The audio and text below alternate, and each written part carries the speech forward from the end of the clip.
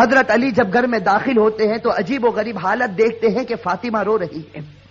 اب صبح کا وقت ہے، فاطمہ رو رہی، آنکھوں سے آنسو جاری ہے، اور حضرت علی دیکھتے ہیں کہ فاطمہ چکی پیسنے کے لیے تیار ہے، اور قریب میں پانی گرم ہو رہا ہے، اور قریب میں کپڑے رکھے ہیں جس کو دھونا ہے. اب حضرت علی حیران ہو جاتے ہیں کہ میں تو روزانہ صبح گھر میں آتا ہوں، لیکن کبھی میں نے یہ تو نہیں دیکھا کہ میری بیوی فاطمہ رو رہی ہو اور پانی گرم ہو رہا ہو، کہیں کپڑے دھلنے کی تیاری ہو رہی ہو، کہیں چکی پیسنے کی تیاری ہو رہی ہو. بس حضرت علی رضی اللہ تعالیٰ عنہ گھبرا جاتے اور اپنی بیوی فاطمہ سے پوچھتے ہیں کہ آخر یہ کیا معاملہ ہے، یہ صبح صبح فجر کے وقت کیا عالم ہے کہ تم رو رہی ہو اور یہ ساری چیزیں تیار ہو رہی ہیں.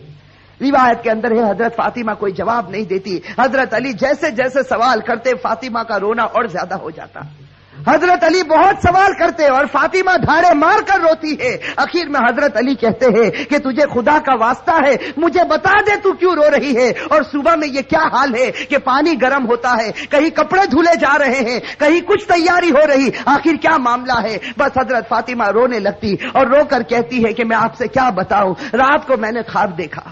حضرت فاطمہ فرماتی ہے کہ رات کو میں نے خواب دیکھا، خواب میں نے میرے آقا سرکار دو عالم صلی اللہ علیہ وسلم کو دیکھا، خواب میں نے میرے والد نبی کو دیکھا کہ وہ کسی چیز کو تلاش کر رہے، وہ کسی چیز کو ڈھونڈ رہے ہیں. فاطمہ فرماتی ہے کہ میں نے خواب میں میرے والد سے پوچھا کہ اے میرے ابا جان، اے میرے نبی، تم کون سی چیز تلاش کرتے ہو، تم کس کو ڈھونڈتے ہو؟ تو میرے نبی، میرے ابا نے کہا کہ فاطمہ بیٹی میں تجھے ہی تلاش کر رہا ہوں، بیٹی میں تجھے ہی تلاش کرتا ہوں، میں تجھے ہی ڈھونڈ رہا ہوں. روایت کے اندر ہے کہ حضرت فاطمہ رضی اللہ تعالی عنہا یہ خواب بتاتی ہے اور اس کے بعد اپنے شوہر علی سے کہتی ہے کہ علی آج میرا یہ آخری دن ہے، میرے نبی نے، میرے والد نے مجھے بتا دیا، اب کچھ ہی دیر میں اپنے خدا کو پیاری ہونے والی ہوں، یہ میرا آخری وقت ہے. حضرت علی رضی اللہ تعالی عنہ دھاڑے مار کر روتے ہیں. روایت کے اندر ہے کہ حضرت علی پوچھتے ہیں کہ اے فاطمہ، ابھی تیرے والد کو انتقال ہوئے 6 مہینے بھی نہیں گزرے، ابھی ان کا غم ہمارے سینوں کے اندر ہے، تیرا انتقال ہو جائے گا، ہم غم کو کیسے برداشت کریں گے؟ فاطمہ جواب دیتی ہے کہ علی اپنے شوہر سے کہتی ہے کہ جس طرح میرے ابا کی وفات پر تم نے صبر کیا تھا، میری وفات پر بھی تم صبر کر لینا. میری ماں بہنیں، اصل بات مجھے یہ بتانی ہے کہ حضرت فاطمہ رضی اللہ تعالی عنہا کی طبیعت خراب سے خراب ہونے لگتی ہے، بخار چڑھنے لگتا ہے. حضرت فاطمہ چکی پیس رہی ہے، حضرت علی ان کے ہاتھوں کو پکڑ لیتے ہیں اور کہتے ہیں کہ اب یہ بس کرو، آج تمہارا آخری دن ہے، تم ہمیں چھوڑ کر جانے والی ہو، یہ چکی کو پیسنا، یہ کپڑے دھونا، یہ پانی کو گرم کرنا، یہ سب تکلیف کیوں اٹھا رہی ہو؟ فاطمہ رو کر کہنے لگتی ہے کہ مجھے تمہارا بھی حق ادا کرنا ہے اور مجھے میرے بیٹے حسن اور حسین کا بھی حق ادا کرنا ہے. میں دنیا سے چلی جاؤں گی، میں چاہتی ہوں کہ چکی پیس کر جاؤں، کپڑے دھل کر جاؤں، اپنے بچوں کو نہلا کر جاؤں، تاکہ میرے انتقال کے بعد تمہیں کسی کے سامنے ہاتھ پھیلانا نہ پڑے. روایت کے اندر ہے کہ حضرت علی ان کو سمجھا کر کھڑا کرتے ہیں. ابھی ان کو کھڑا کرتے حضرت علی رو رہے، فاطمہ رو رہی، اتنے میں وہ پیارے بچے حسن اور حسین گھر کے اندر داخل ہوتے ہیں.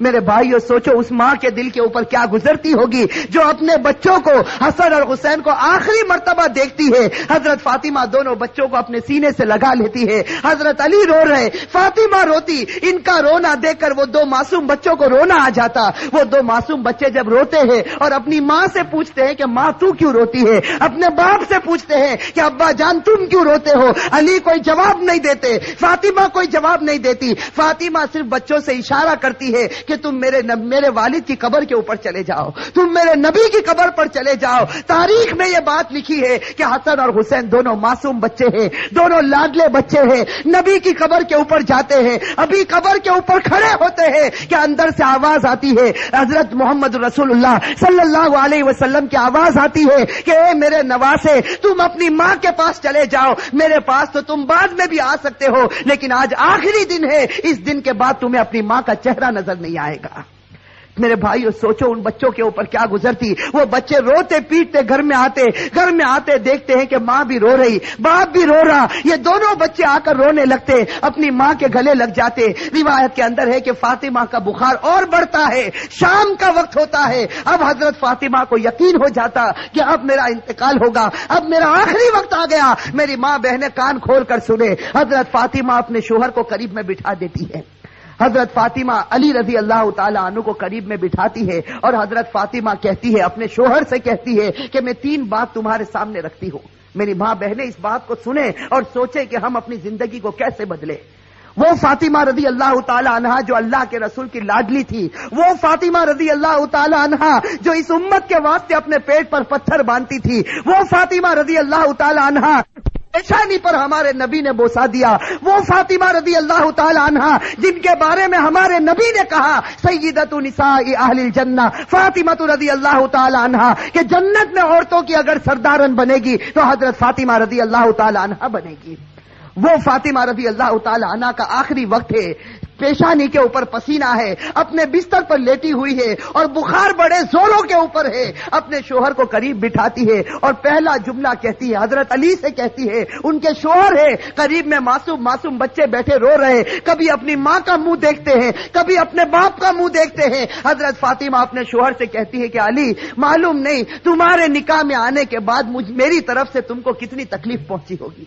فاطمہ کہہ رہی کہ اے میرے شوہر، معلوم نہیں جب سے میں تمہاری نکاح میں آئی ہوں، معلوم نہیں میری وجہ سے تم کو کتنا دکھ اٹھانا پڑا ہوگا، تم کو میری وجہ سے کتنی تکلیف اٹھانی پڑی ہوگی۔ فاطمہ کہتی ہے، میرے شوہر، خدا کے واسطے میرے مرنے سے پہلے مجھے معاف کر دے۔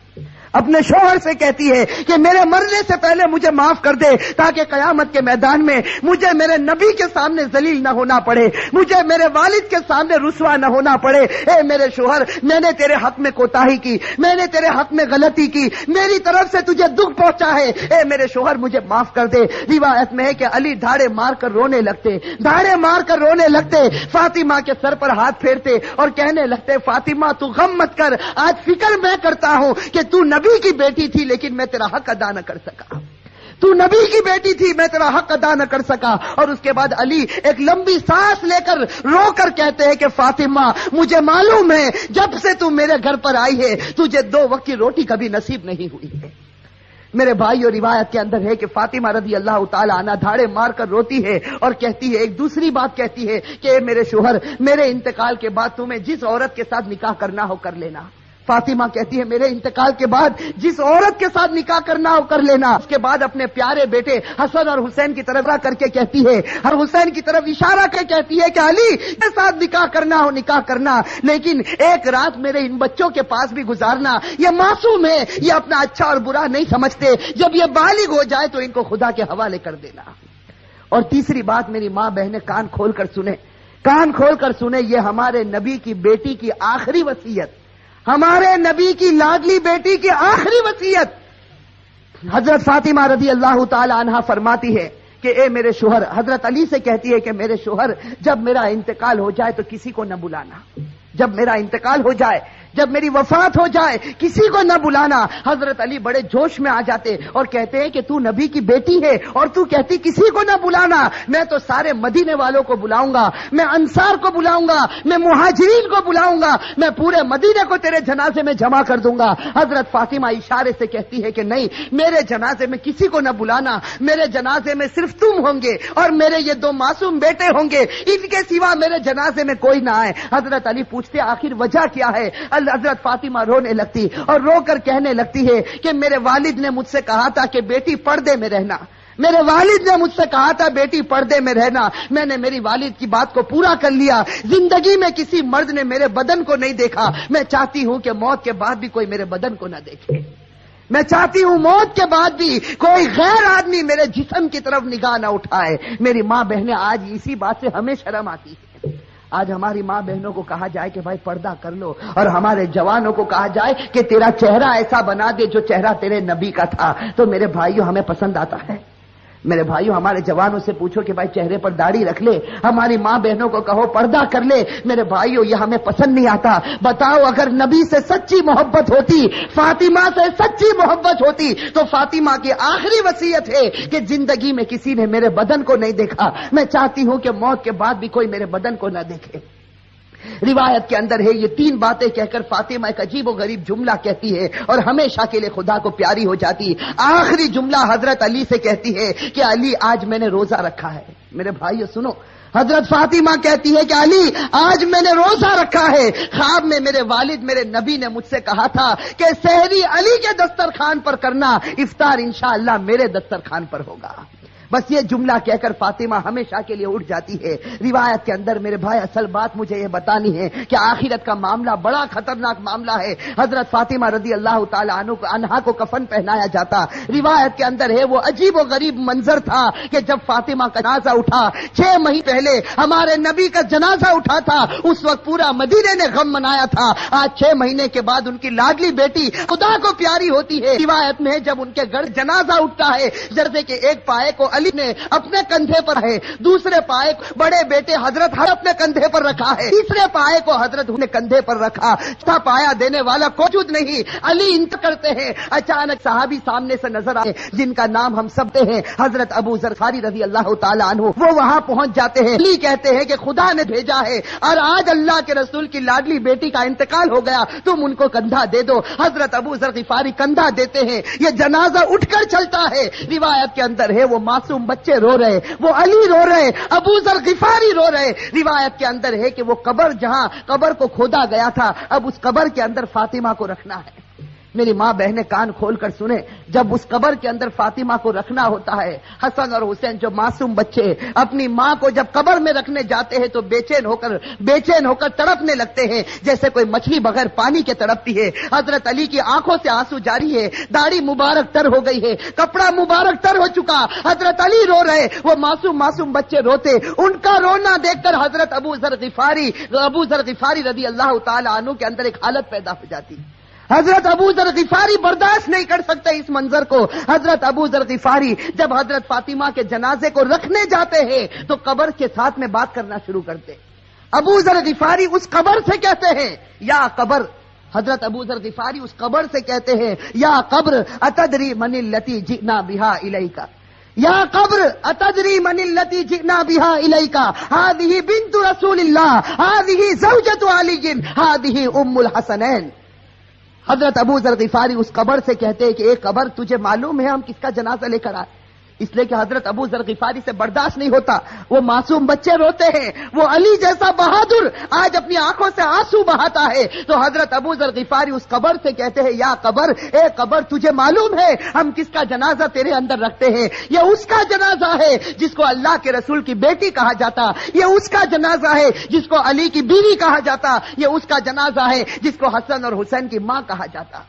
روایت کے اندر ہے کہ ابو ذر غفاری جنازے کو رکھتے، یہ جملہ کہتے ہیں، قبر کے اندر سے آواز آتی، قبر کے اندر سے آواز آتی، یا ابا ذر، اے ابو ذر، ھذا لیس بیت نسب ولا حسب، کہ ابو ذر یہاں خاندان مت گناؤ، یہاں خاندان اور رشتے مت گناؤ، یہاں تو یہ بتاؤ اچھے عمل کر کے کون آیا اور برے عمل کر کے کون آیا۔ میرے بھائیوں، یہ جو جملہ قبر کے اندر سے نکلا تھا یہ فاطمہ کے لیے نہیں نکلا تھا، یہ فاطمہ کے لیے نہیں نکلا تھا۔ حضرت فاطمہ بخشائی خدا کی بندی ہے، ہمارے نبی نے بشارت دی ہے کہ وہ جنتی ہے، لیکن یہ جملہ ہمارے لیے، ہماری ماں بہنوں کے لیے نکلا تھا کہ جب قبر کے سامنے تمہارا جنازہ آ گیا، اب یہ مت بتاؤ تمہارے پاس بنگلہ تھا یا گاڑی تھی، تم کون سے خاندان سے تعلق رکھتے تھے، تم کس زمین پر رہتے تھے، اب خدا کو کوئی پرواہ نہیں، اب تو یہ بتاؤ خدا کے رسول کو مان کر آئے ہو یا نافرمانی کر کے آئے ہو؟ اگر مان کر آئے ہو تو جنت کا باغ ہے، اور میرے بھائیوں نافرمانی کر کے آئے ہو تو اللہ حفاظت فرمائے، وہ جہنم کے گڑھوں میں سے ایک گڑھا ہے۔ میرے بھائیوں، اللہ ہم سب کی عذاب قبر سے اللہ ہم سب کی حفاظت فرمائے۔